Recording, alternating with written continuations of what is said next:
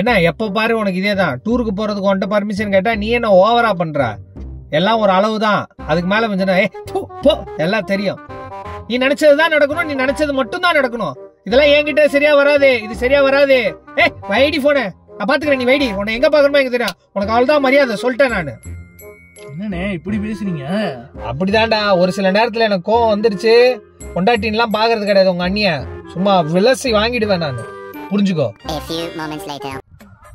சாரிடி பட்டு, நான் டூர் போல, நான் கோவமெல்லாம் பேசல, சாரி.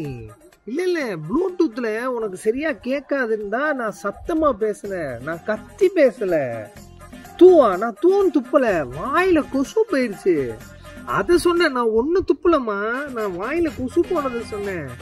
சீரியஸா நான் போய் ஒண்ணு திட்டுவேனா? நான் ஊருக்கு போலன்னு தான் சொல்லிட்டேன்ல. அடங்கப்பா, இது உலக நடிப்புடா சாமி.